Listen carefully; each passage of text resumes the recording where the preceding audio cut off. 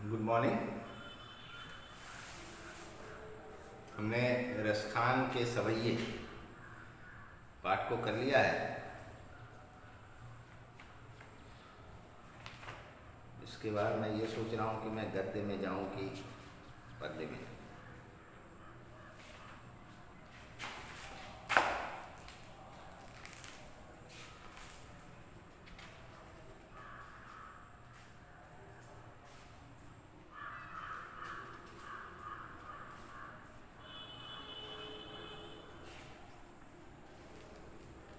पद्य ही करते हैं अभी पहले,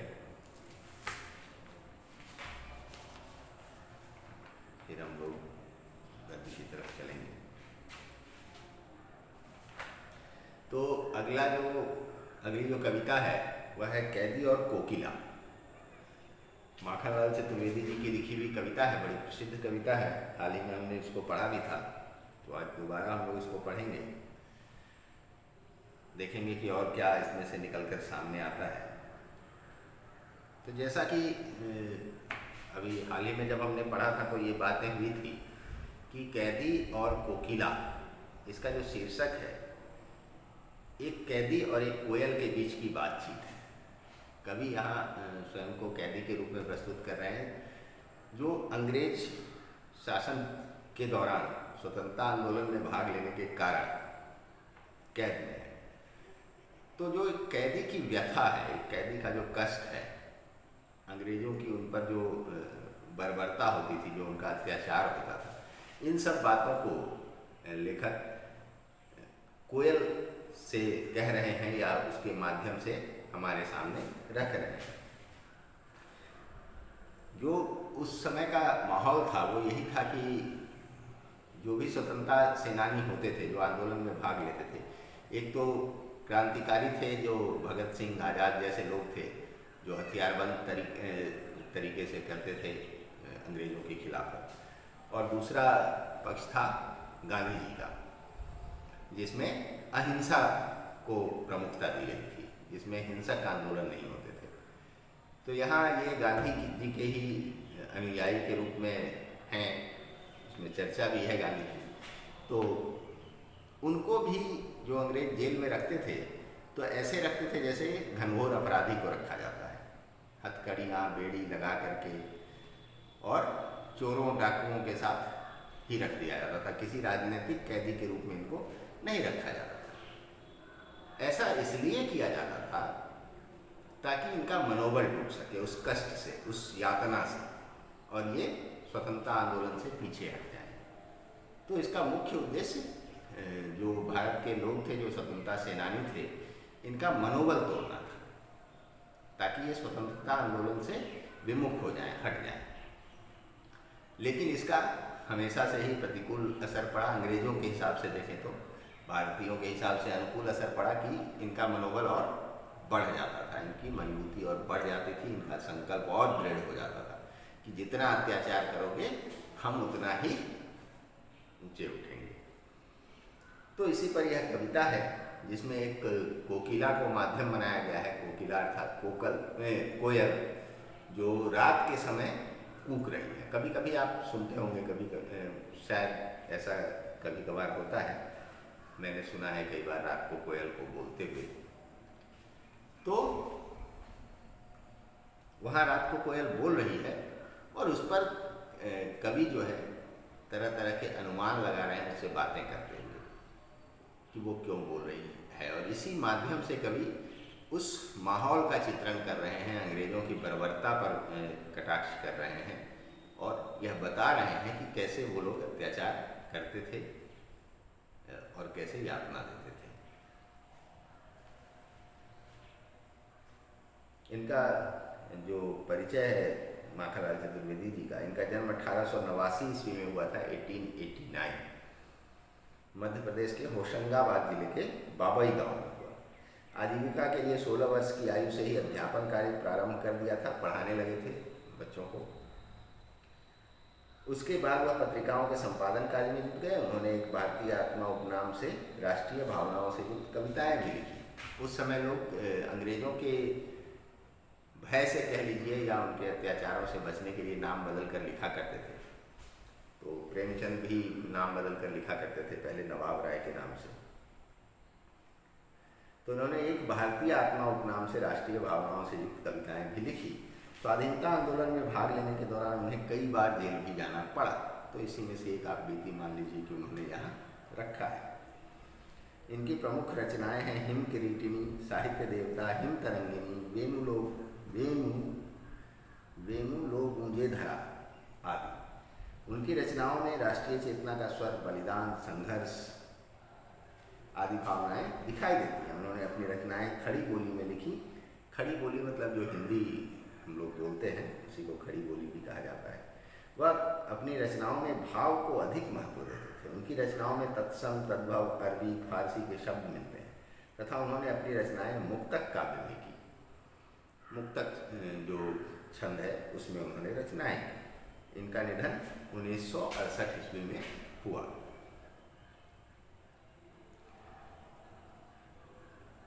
तो कविता जो है हम लोग एक बार पढ़ते हैं उसको,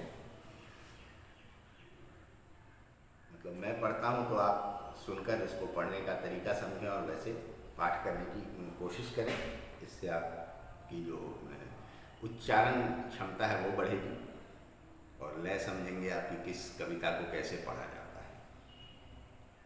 क्या गाती हो, क्यों रह जाती हो कोकिल बोलो तो, क्या लाती हो, संदेशा किसका है कोकिल बोलो तो। ऊंची काली दीवारों के घेरे में, डाकू चोरों बटमारों के डेरे में, जीने को देते नहीं पेट भर खाना, मरने भी देते नहीं तड़प रह जाना। जीवन पर अब दिन रात कड़ा पहरा है, शासन है या तम का प्रभाव गहरा है।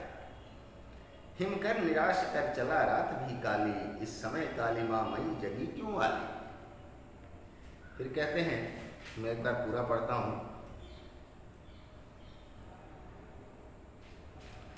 क्यों भूख पड़ी वेदना बोझ वाली सी कोकिल बोलो तो, क्या लूटा मृदुल वैभव की रखवाली सी कोकिल बोलो तो। क्या हुई बावली अर्धरात्रि को चीखी, क्या हुई बावली अर्धरात्रि को चीखी कोकिल बोलो तो। किस दावन की ज्वालाएं हैं तीखी कोकिल बोलो तो।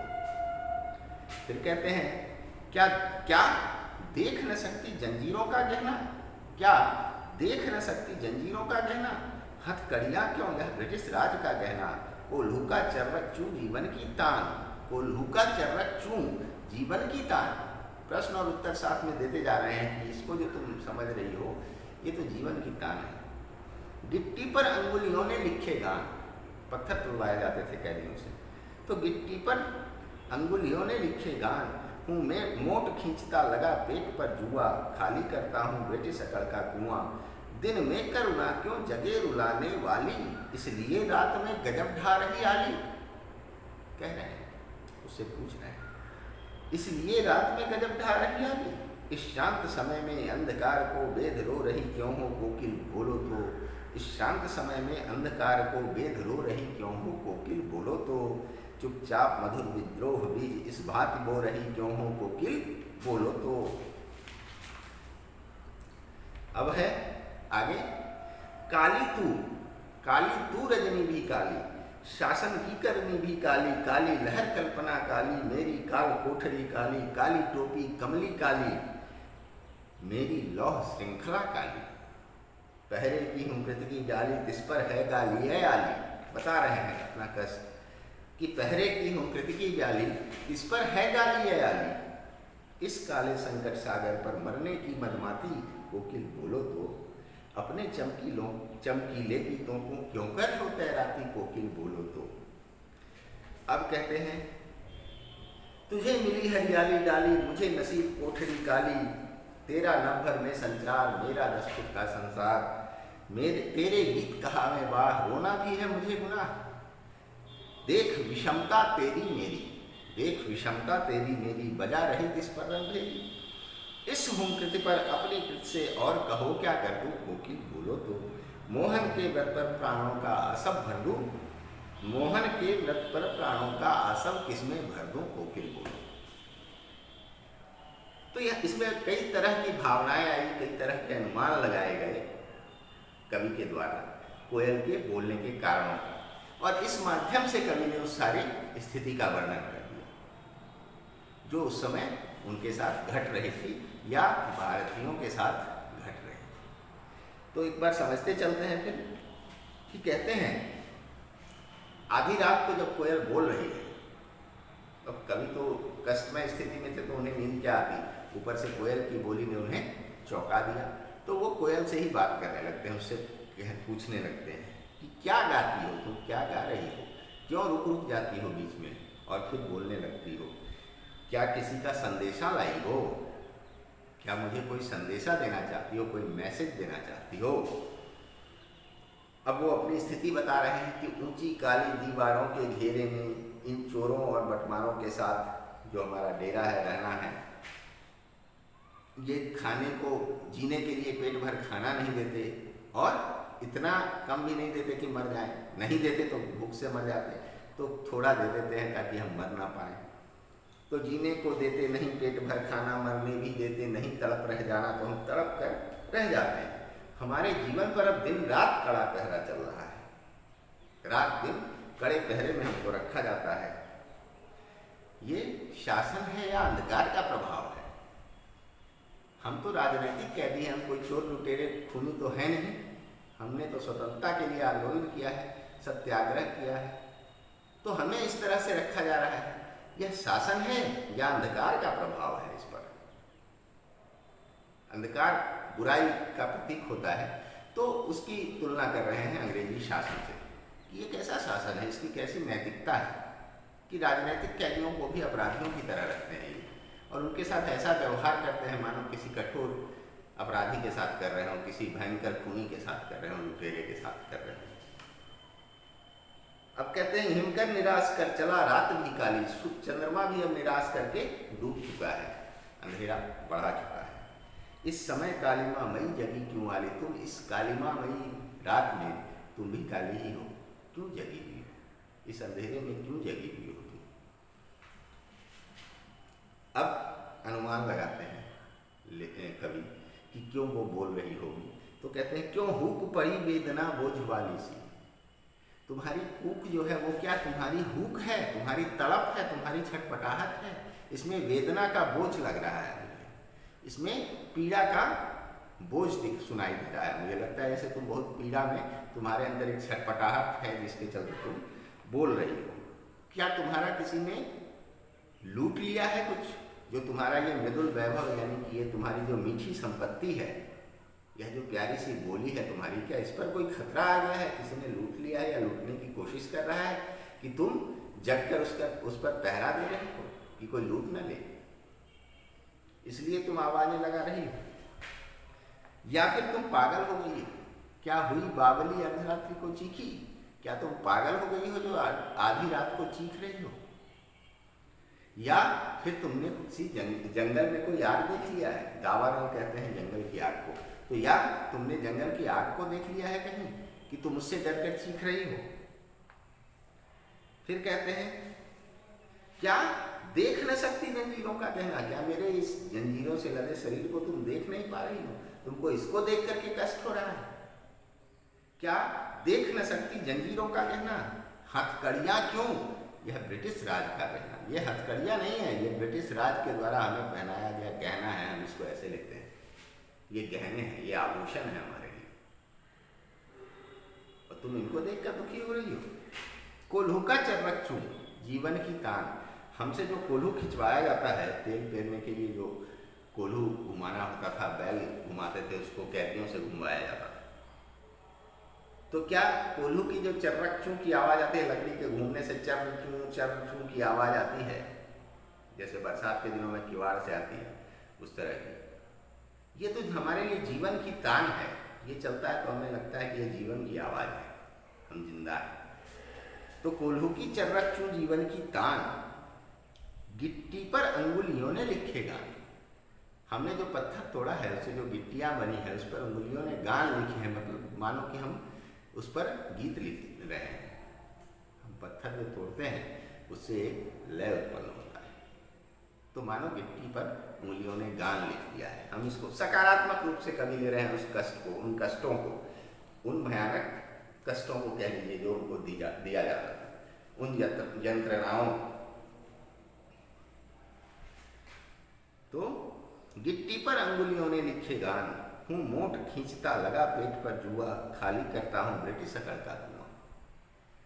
भार, मोट मतलब भार होता है, तो पेट पर जुआ लगाकर जो बैल के ऊपर रख के हल चलाया जाता है या बैलगाड़ी, तो वही जुआ, उसमें उसको घुमाने के लिए उसी तरह की लकड़ी होती है, उसको पेट पर लगा करके मैं खींचता हूँ, मतलब हूँ मोट खींचता लगा पेट पर जुआ। और इससे जो पानी निकलता है, रहत की बात मैंने की थी, तो उसका भी वही सिस्टम होता है, बैल से चलवाया जाता था, बैलों से, लेकिन वहाँ जेल में कैदियों को इसके लिए इस्तेमाल किया जाता था ताकि उनको और कष्ट दिया जा सके। तो ये कहते हैं कि हम उससे जो पानी निकालते हैं तो ये सोच के निकालते हैं कि ये ब्रिटिश अकड़ का कुआं हम खाली कर रहे हैं, ये पानी का कुआं नहीं है, ये ब्रिटिश का मतलब अंग्रेजों का घमंड है जिसको हम खाली कर रहे हैं। उनके सामने झुक नहीं रहे हैं, उनके कष्टों से, उनके यंत्रणाओं से टूट नहीं रहे हैं, तो उनका घमंड टूटेगा। अगर हम नहीं टूटेंगे तो उनका घमंड टूटेगा। इस प्रकार हम वो पानी नहीं निकाल रहे हैं, उनके अकड़ का कुआं खाली कर रहे हैं, उनके घमंड का कुआं खाली कर रहे हैं। दिन में करुणा क्यों जगे रुलाने वाली, इसलिए रात में गजब ढा रही आली। तो तुम ये सब देख करके दिन में अपनी करुणा को बाहर नहीं लाना चाहती हो, इसलिए तुम रात में ये गजब ढा रही हो, रो रही हो हमारे कष्टों को देखकर। दिन में तुमको लगा कि ये ठीक नहीं है करना सबके सामने, तो इसलिए तुम चुपचाप रात में बैठकर रो रही हो हमारे कष्टों को देखकर। इस शांत समय में अंधकार को बेध रो रही क्यों हो कोकिल बोलो तो, चुपचाप मधुर विद्रोह बीज इस भांति बो रही क्यों हो कोकिल बोलो तो। या फिर तुम चुपचाप अपनी मीठी आवाज़ में एक विद्रोह का बीज बो रही। विद्रोह इस अर्थ में कि रात को पक्षियों के सोने का समय होता है, तो उस समय उसके प्रतिकूल वो कार्य कर रही है, तो प्रतिकूल कार्य कर रही है मतलब वो विद्रोह कर रही है परंपराओं से, अपनी व्यवस्था से। तो मधुर विद्रोह बीज इसलिए कहा गया कि उसकी आवाज़ बड़ी मीठी होती है, तो उस मीठी आवाज़ में वो विद्रोह का बीज बो रही है। तो चुपचाप मधुर विद्रोह बीज इस भांति बो रही क्यों हो कोकिल बोलो तो। अब आगे कहते हैं, काली तू कमली भी काली तू रजनी भी काली, शासन की करनी भी काली, काली तू रजनी भी काली, शासन की करनी भी। अब यहाँ कालिमा की बातें कर रहे हैं कवि कि क्या क्या कालिमा काली है। तो कोयल को कह रहे हैं कि एक तो तू काली है, अंधकार में जो रजनी है, रात है, वह भी काली है, ऊपर से शासन की करनी भी काली। अंग्रेज शासन की जो करनी है, इनके जो काम हैं वो भी काले हैं, वो भी बुरे हैं।